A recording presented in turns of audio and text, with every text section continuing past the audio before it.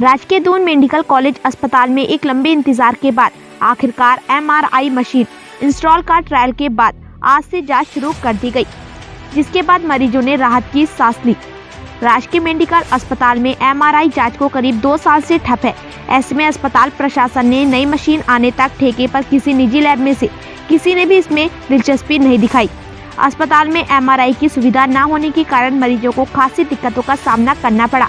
निजी अस्पतालों या डायबिटीज टेस्ट केंद्रों में MRI जांच महंगी होती है। दून अस्पताल में 2 साल बाद MRI मशीन स्थापित की गई। ये MRI मशीन लगने से करीब मरीजों को फायदा होगा। बीते 2 साल से जांच नहीं होने से मरीजों को महंगी दर ऊपर नीचे रेडियोलॉजी लैब में जांच कराने को मजबूर होना पड़ रहा था।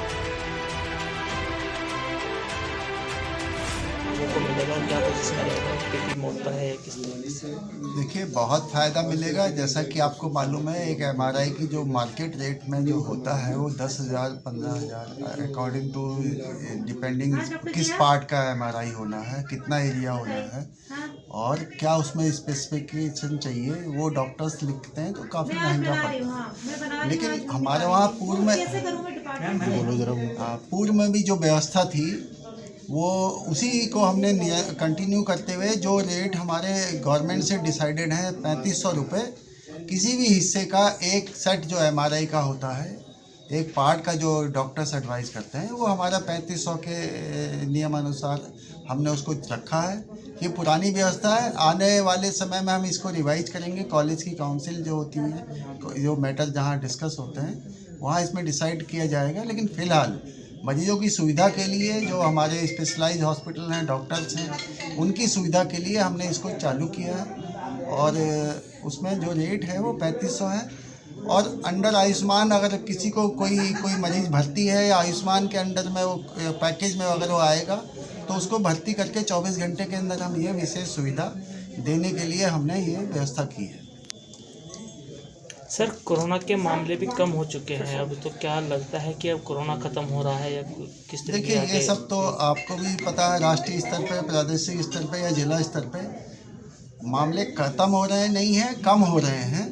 तो उसको हमने जो एहतियात हमने पहले से बनाई हुई है कि हमें डिस्टेंस मेंटेन रखना है, सैनिटाइज करना है, अपने को सफाई के बारे में ध्यान देना है, वैक्सीनेशन पे ध्यान देना है, बूस्टर डोज लग रही हैं जो उसके पात्र हैं उनको, तो उसकी और जो प्रिकॉशन है, जो ख़ास तौर पे अस्पताल के कर्मचारी हैं उन सब पे इसके साथ सहयोग करते हुए जब भी कोई पेशेंट एडमिट होता है तो हम उसका स्क्रीनिंग करते हैं, उसका हम RT-PCR टेस्ट करके, ताकि लोगों की जो उनके देख रेख करने वाले उनके अंदर विश्वास है कि ये पेशेंट निगेटिव है, करते हैं।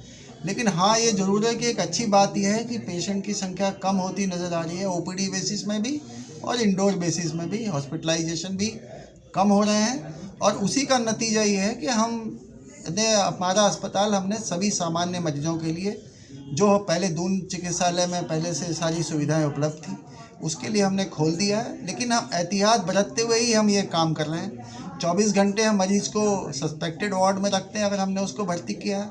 इस बीच में हम उसकी RT-PCR टेस्ट करा लेते हैं। निगेटिव होने के बाद हम तुरंत उसको जिस वार्ड का वो मरीज़ है, जिस स्पेशलिटी का वो मरीज़ है, जो कंसर्न डॉक्टर है, उसके वार्ड में हम उसको स्थानांतरित करते हैं। हम आपके माध्यम से ये भी चाहते हैं कि लोग इस बारे में हमें सहयोग करें और पूरी जो प्रिकॉशन आपने बताई हैं, हमने बताई हैं, नेशनल लेवल में, WHO लेवल में, राष्ट्रीय स्तर पे, प्रादेशिक स्तर पे, जिला स्तर पे जो हमने गाइडलाइन बनाई है, जो प्रिकॉशन हमने रखनी चाहिए, वो उसमें सहयोग देते हुए अगर हमारे साथ काम करेंगे तो हमें भी काम करने में आसानी होगी और मरीजों को हम बेहतर सुविधा दे सकेंगे और अच्छी सुविधा हम देंगे। हम इस अस्पताल में सुपर स्पेशलिटी की सुविधाएं भी हम शुरू करने जा रहे हैं, जैसे कि मैंने कहा MRI या न्यूरो सर्जरी डिपार्टमेंट।